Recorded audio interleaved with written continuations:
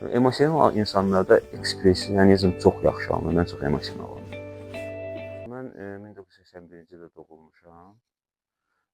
6 yaşında Əmirzadda doğulmuşam. Oradakı dərnəyə getmişəm. Və elə gətirdi ki, bəxtim, yəni mənim bəlkə ən böyük həyatda uğurumadır. Çünki ailə ola bilsin ki, o qədər ciddi baxmayacaqdı. Əmircan Mədəniyyət Sarayında dərnək var idi, orada hazırlığa gedirdim və mənə elə gəldi ki, bir müddətdən sonra mən çünki qardaşımı aparırdı, qardaşım idmana gedirdi. O idmana atanda mən də ora getməyəcəkdim. O vaxtı belə bir konkurs keçirdilər Sovet Respublikaları arasında. Bir neçə birinci yer var idi, mən birinci yerə çıxmışdım. Özü də ki, yadımdadır ki, o vaxt hər şey rusca idi. Mən də gəldim, girdim, gördüm, əl çaldı, içində başa düşmədim nə baş verir. Ondan sonra ailə daha ciddi baxdı, məni bura Yuri Gagarinə gətirdilər. Və 3 il orada təhsil aldım rəssamlıqda. Sonra mən gimnaziya getdim, İncəsənət gimnaziyası. 9-cu sinifdən çıxdım, Əzəm Əzimzadə, 4 il orada. Sonra 1999-cu ildə akademiyaya qəbul oldum, bakalavr, magistratura 2005-ci ildə tamamladım.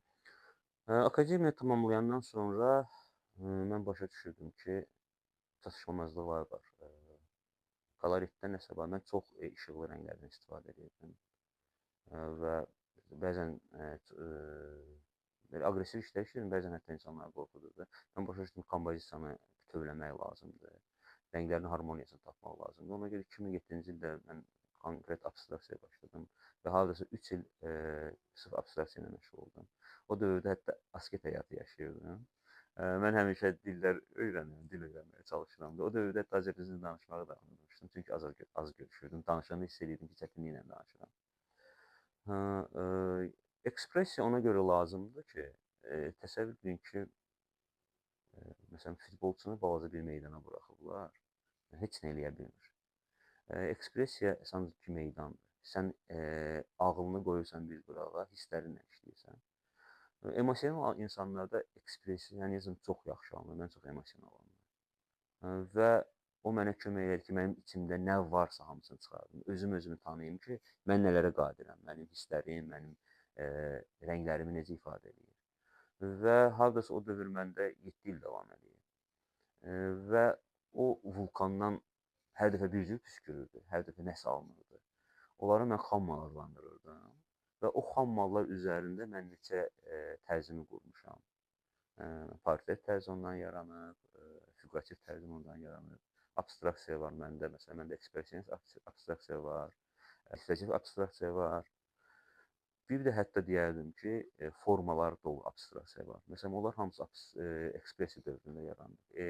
Qobustanı sevmişəm uşaqlıqdan və artıq 20 ildir mən ora gedirəm, o mənim istirahət yerimdir. Amma daha alt qatda səhra dayanır, boşluq dayanır. Mən, məsələn, Qobustan kimi yerlərdə insan özü ilə tək qala bilər. Bu fikri tez-tez deyirəm ki, məsələn, bizim öyrəşdiyimiz standart təbiət, məsələn, gedirsən, çay axır, ağaclar yaşıl, quşlar uçur. Onlar hamısı gözəldir. Amma insanın özü ilə təkbətək qalmağı üçün onlar mane olur. Gözəl informasiya çoxdur deyə insan özündən yayınır.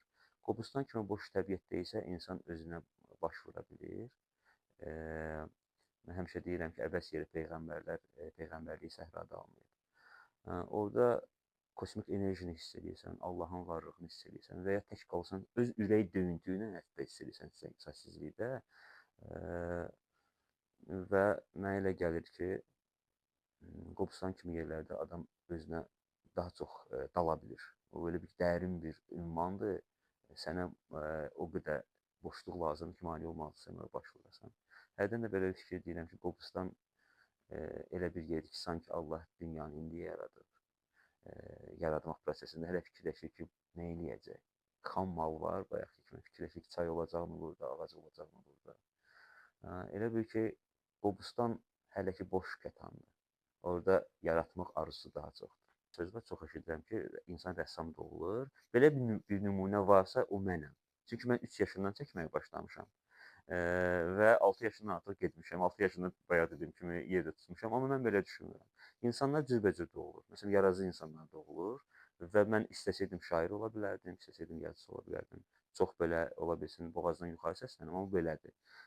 Bəstəkar ola bilərdim. Amma mən məsələn 20 yaşındacan şeir yazmışam. Başa düşdüm ki, mən rənglərlə özümü daha çox gözəl ifadə edirəm. Və belə bir sübut da eləyə bilərəm ki, məsəl üçün də rəssam doğuluram. Hə, 2000 illik, 10 min illik qayıtsız rəsmlərdə tutmuş rəssam doğulanlar var idi.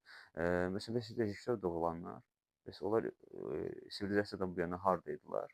Təzə bir sənət nümunəsi çıxdı və yaradıcı insan rejissor olmaq seçdi.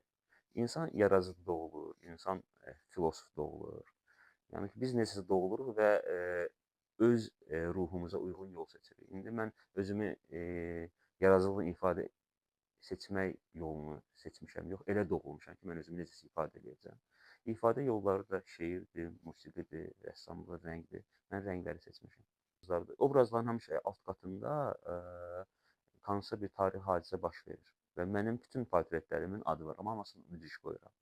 Burada da çox populyar belə səhnədir. Sadəcə mən onu çəkəndə fikirləşməmişdim ki, o ikinci variantda, başqa bir variantı da var ki, o İsa'da həvarilərindir. O əslində işin adı sui-qəsd kimi bir şeydir. Yəni ki, kiməsə qarşı üsyan.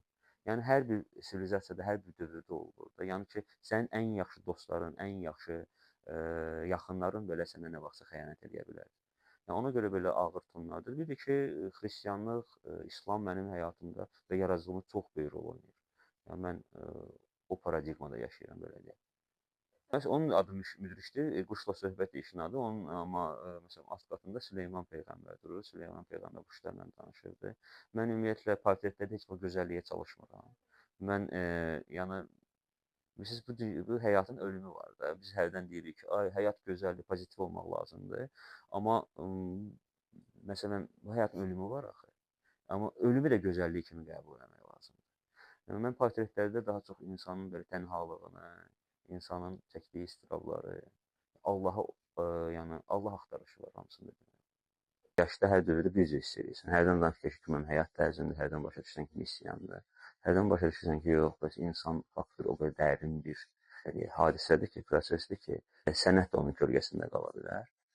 Mən 2010-cu ildə hiss elədim ki, deyəsən işlər yaxşı olmağa başlayır. Hansısa bir səviyyə var. Amma 6 yaşında mən dediyimə görə, birinci yerə çıxdığıma görə, onda da Sovet dönəmində çox belə dəstək var idi. Məktəbdə sərgilədilər, mədəniyyət sarayını sərgilədilər, sonra başqa tutaq ki, gedirdi Qaraçıxı mədəniyyət sarayını sərgilədilər və mənə belə bil ki, ətrafım dedi ki, sən rəssamsın. Özümü rəssam hiss edirdim. Gənclik illərində 90-cı illər çox çətin oldu.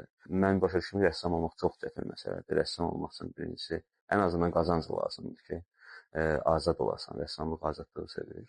Amma özümü rəssam kimi yenə bir il hiss edirəm. Bir 6 yaşım, 7 yaşımda hiss eləmişəm. Bir də bir neçə ildir mən hiss edirəm ki, mən rəssamam. Kimlərsə taleyində elə bir hadisə olur ki, birdən nəsə toqquşma olur, avtomobil qəzası olur. Oyanıb görsən başqa adamsan. Mənim həyatımda belə oldu. Məndə hər şey müntəzəm olaraq baş verir. Amma məsələn, mən başa düşürəm ki, mən artıq ən az 3 dəfə dəyişmişəm. Bir 20 yaşlarında zamanlar, bir neçə il bundan qabaq 40 yaşına zamanlar, indi tamam başqa bir adam. Və dəyişiklik harada baş verir, necə baş verir mən bilmirəm. Xoşbəxtlikdən həmişə ona sevinmişəm ki, mən həmişə bilmişəm hara gedirəm. Amma daxili proseslər nə baş veribsə, o indi daha intimdir. Tam açıqlamaq olmur harada nə baş verir, amma nələrsə baş verirsə. Xoşuma gəlir tamaşaçı məni hiss eləyəndə. Anlamasa da olar. Tamaşaçıdan heç nə gözləmirəm. Elə bir iddiam da yoxdur ki, tamaşaçı məni başa düşməlidir. Və çox olur biz gənclik illərində danışırdıq ki, ay millət başa düşmür, Azərbaycan başa düşmür. Birinci milləti maarifləndirmək lazımdır. İkincisi də ki, rəssam başa düşüləndə də belə, yəni ki, o qədər ətrafda insanlar var ki, insan səni çox gözəl anlayır, səni qəbul eləməyə bilərlər. Normaldır, zövqlər fərqlidir. Həmişə deyirəm ki, hamı Allahın mütləqliyinə inanır, amma heç də hamı onu qəbul eləmir. Yəni, mənim belə bir iddiam olmaq çox təkəbbür səslənir. Mənim yaradıcılığımda heç vaxt dövr problemi olmur. İnsan faktorunun problemi olur. Daxili çəkişmələr. Ən böyük problem həyat və ölüm məsələsidir. Məndə ümumiyyətlə portretlər ya ekspresiya ondan başlayır ki, daxili təlatümlərdən və heç bir dövrə aid deyildi. O mənim öz iç dünyama aid idi. Mən portretlərə başlayanda əslində atalıq kultundan başlamışdım. Yəni bizdə o daş abidələr var idi. Şamanizm, belə şeylərlə başladım və portretlər birinci çox ekspressiv alındı və son anda, son məqamda bir neçə ildən sonra ikonotik portretlərə çevrildi. Sanki mən özüm sakitləşdim və məncə heç bir dövr problemi deyildi. Mənim öz problemim idi. Belə. Belə işlər var, xüsusən portret obrazlarında. Mən həmişə kim baxırsa deyir ki, ana sən özün çəkirsən. Əslində rəssam hər bir işdə özünü çəkir. Bəzi işlər olur ki, sanki o Allahın əli ilə çəkilir. Mən biraz kobud ifadədir. Amma mənim bir bəstəkar dostum var. Onun gözəl sözü var ki, bizim çevrədə biz buna deyirik ki, bunun başına Allah sığıldı. Elə işlər olur ki, sanki hiss edirsən ki, bunu mən çəkmədim, ya məndən daha böyük bir qüvvə çəkdi. Elə də biz iç dünyamızı daha çox aça bilirik. Və mənə elə gəlir ki, o işlərdə daha çox mənə. İnsan sevgisi və insan istirabı. Lap yaxşı, xoş oldu.